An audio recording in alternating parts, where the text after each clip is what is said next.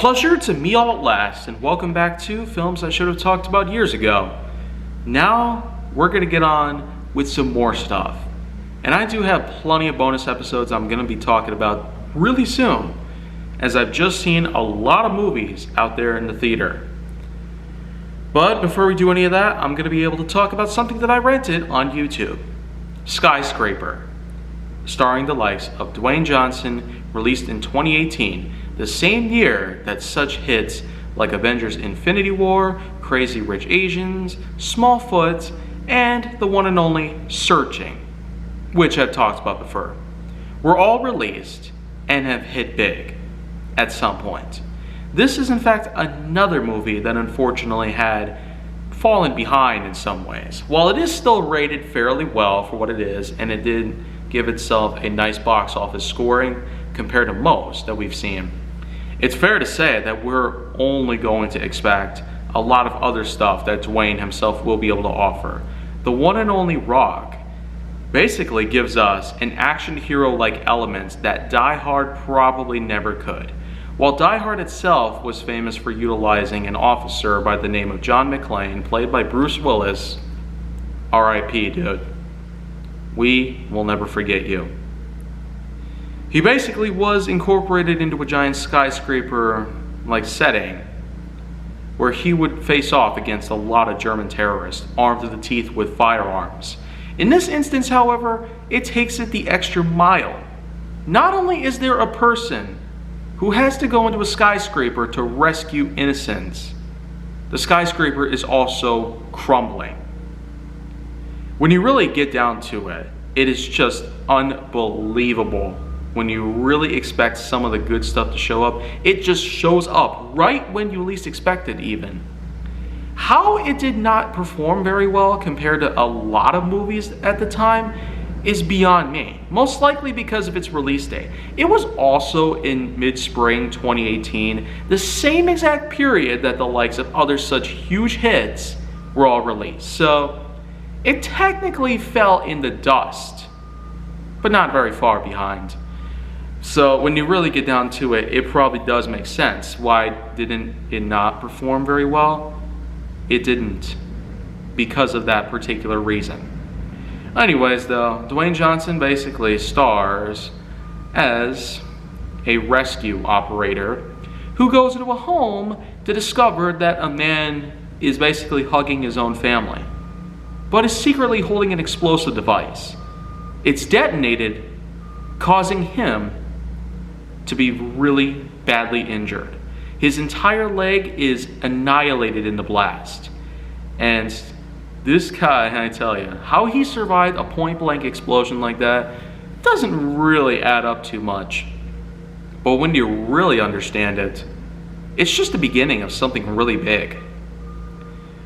Johnson's instance in this movie is simply being assigned to work with a large Chinese tower. And this tower is certainly one of the biggest that had ever been built in history.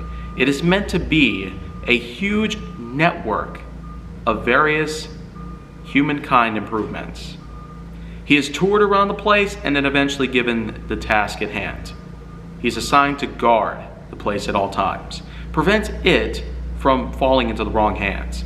However, a large grouping of terrorists inhabit the place, just like what we've seen in Die Hard.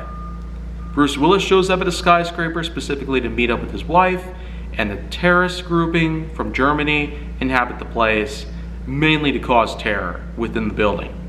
In Skyscraper, however, Dwayne Johnson goes into this building particularly on guard duty, while his family is mostly safe and sound. However, this one night that he's supposed to be out and doing his job, his family actually comes along and tours the place for themselves.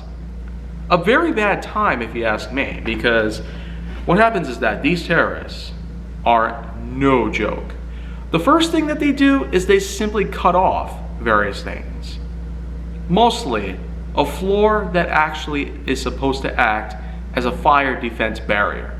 They shut down most security systems and ventilation networks, and what eventually happens is that the suppression system that's supposed to activate in the case of a flame is completely disabled. thus allowing a fire to be made right there in that point of the building, right in the center, so to speak. And this building catches up in flames really quickly. Johnson is supposedly out of the building, but he eventually makes his way back there, even though he is told not to at first. And you're probably wondering how he is able to get up to that point. Well, probably one of the biggest and most terrifying pieces of a feature film that I might have seen that certainly would make you feel like you're at the edge of your seat at all times. He climbs a tower crane. I mean, that's amazing. He could climb the whole entire thing. One of his legs is not even real, yet he still goes all the way up there, hundreds of feet into the air, right where the building would be at his hands. He gets to the top. A group of military officials follow him, but eventually fail to catch up with him. The crane itself is able to provide a nice conduit to be able to allow him to make a nice path directly to a windowsill in the building. And he just barely makes it to that point. I tell you, every known instance of Johnson basically holding on for dear life with one hand is just a thrill of the feel. It really made me feel emotionally torn apart. Just knowing that there's a teeny tiny chance that he'd actually survive in all this. Yet he somehow defies all physics and all known laws of death. Every known instance that he could possibly get killed, he just jumps out of the way at the last millisecond. That is incredible. I've never quite seen anything this well put together in my whole entire life. But anyways, the plot basically continues at that point, with various other things happening, from the family reuniting with one another, eventually making their way up to a certain point where they eventually get to the part of the tower that somebody is locked inside of. Johnson himself has to basically disable a few things by simply climbing outside with a bunch of rope and a large stone pillar that he finds, and he simply uses that as his own personal rock climbing tool set. The pillar basically braces against the windowsills, the bars that are supposed to hold the glass in place. And they were apparently strong enough to support both his weight and the pillar's weight. So, I really do feel like that someday we'd actually get buildings that would be much more safer than we'd ever realize.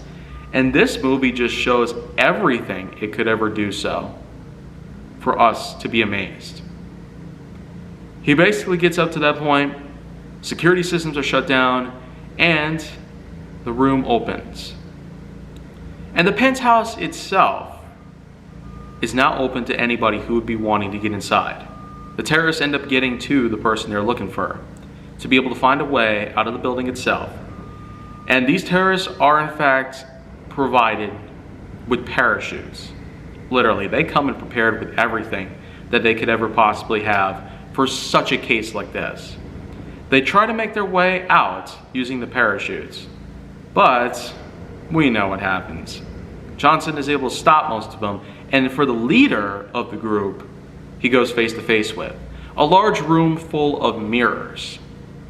And he basically uses that to play a nice little clever tactic, tricking this one guy into thinking that he's in a certain spot in the room, whereas he's not. He's in a completely different part of the room. And the mirrors just simply play all kinds of tricks. It even tricks you, the viewer, into thinking that he's pretty much there. But here's the real catcher. This one guy gets defeated. These tactics are played so well. Dwayne Johnson had only one leg, this one character role, and I do feel that it is very well done in this instance, so much so that I'd be more than willing to give it such a great score.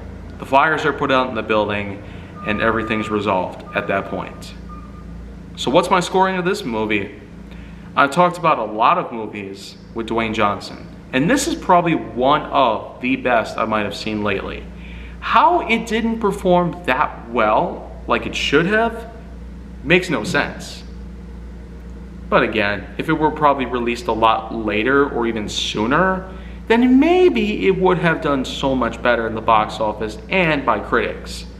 So with that in mind, 8.9 out of 10.1 is my overall scoring of this. Some people might think it's very generous, other people might think that it's way far behind.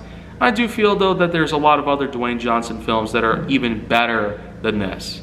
And like I've said, I've talked about a bunch of them, both in films I should have talked about years ago, season 1, as well as films I'm willing to talk about again, which is something I did earlier this year.